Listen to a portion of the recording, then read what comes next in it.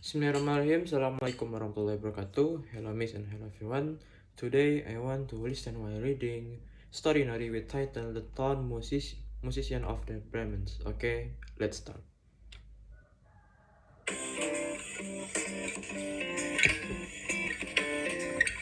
The Town Musicians of Bremen.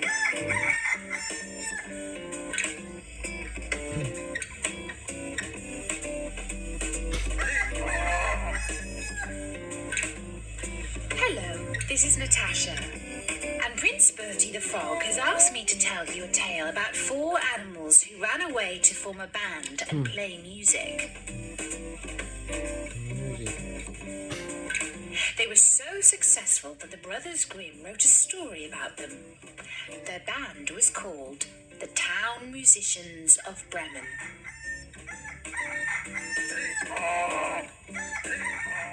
A certain man had a donkey, which had carried the corn sacks to the mill loyally for many a long year. But his strength was going, and he was growing more and more unfit for work. Then his master began to wonder if it was worth his while keeping this old donkey much longer. The donkey, seeing that no good wind was blowing, ran away and set out on the road to Bremen. There, he thought, I can surely be town musician.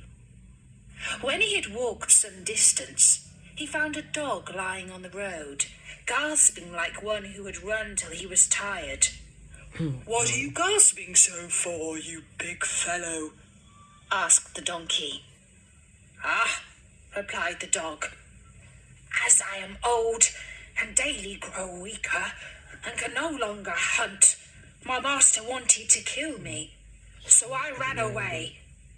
But now how am I to earn my bread? I'll tell you what, said the donkey.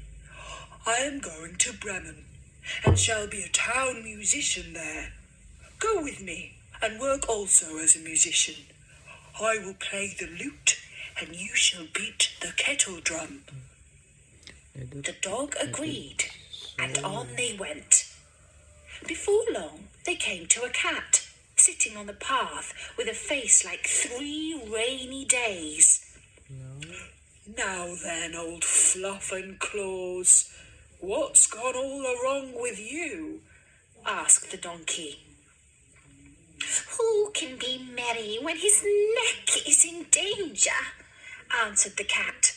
Because I am now getting old and my teeth are worn to stumps, and I prefer to sit by the fire and spin rather than hunt about after mice. My mistress wanted to drown me, so I ran away. But now good advice is scarce. Where am I to go? Go with us to Bremen. You understand night music. You can be a town musician. The cat thought well of it and went with them. After this, the 3 runaways came to a farmyard, where the cockerel was sitting upon the gate, cock-a-doodle-doing with all his might. Your cock-a-doodle-doing goes through and through my skull, said the donkey. What is the matter? Guests are coming for Sunday, and the housewife has no pity, said the cockerel, and has told the cook that she intends to eat me in the soup tomorrow, and this evening I am to have my head cut off. Now I'm a cockle-doodle-doing at full pitch while I can. Ah, you red-headed bird, said the donkey. You had better come away with us. We are going to Bremen. You can find something better than death everywhere. You have a good voice, and if we make music together, it must have some quality. The cockerel agreed to this plan, and all 4 went together. They could not, however, reach the city of Bremen in one day, and in the evening they came to a forest where they meant to pass the night. The donkey and the dog laid themselves down under a large tree and the cat and the cockerel settled themselves in the branches. But the cockerel flew right to the top, where he was most safe. Before he went to sleep, he called out to his companions that there must be a house not far off, for he saw a light. The donkey said, "If so, we had better get up and go on, for the shelter here is bad." The dog thought that a few bones with some good meat would do him good too. So they moved further on, and soon saw the light shine brighter and grow larger, until they came to a well-lit robber's house. The donkey, as the biggest, went to the window and looked in. "What do you see, my grey horse?" asked the cockerel. "What do I see?" answered the donkey. "A table covered with good things to eat and drink, and robbers sitting at it enjoying themselves." "That would be the sort of thing for us," said the cockerel. Yes. Oh, how I wish we were there," said the donkey. Then the animals put their heads together and schemed how best to win an invitation to come inside and join the robbers at the table. Come. Come, my friends," said the donkey. "We are musicians, so let us sing for our supper." So they began to perform their music together.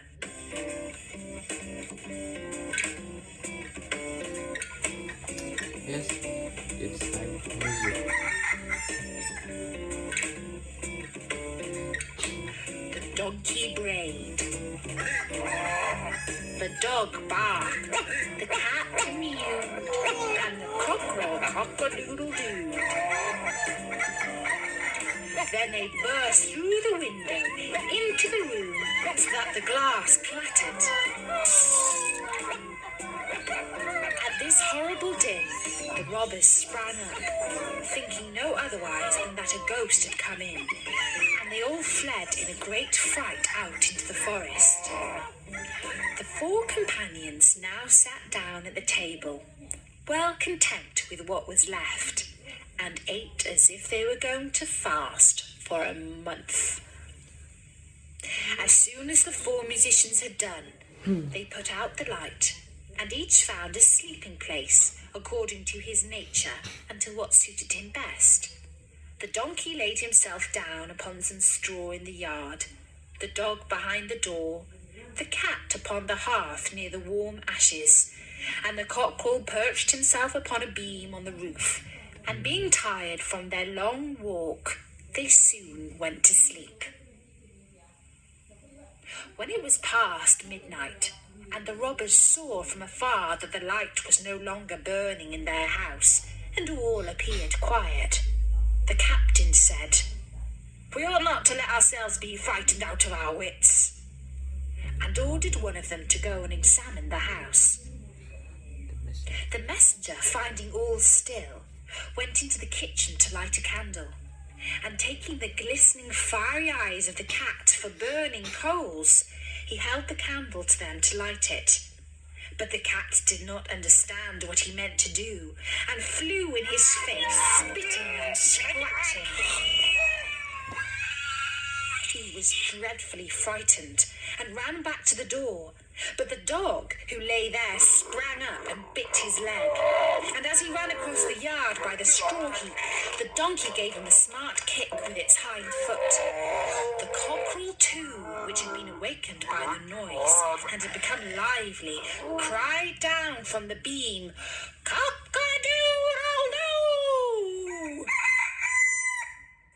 Then the robber ran back as fast as he could to his captain and said, "Oh, there is a horrible witch sitting in the house, who spat on me and scratched my face with her long claws. And by the door stands a man with a knife, who stabbed me in the leg. And in the yard there lies a monster, who beat me with a wooden club. And above, upon the roof, sits the judge, who called out, 'Bring the rogue here to me.' so I got away as well as I could. After this, the robbers did not trust themselves in the house again. But it suited the four musicians of Bremen so well that they did not care to leave it anymore. And that's the story of the town museum. Okay, I think that's all for today. I will answer the question that's given. Okay, see you. Thank you. Assalamualaikum warahmatullahi wabarakatuh.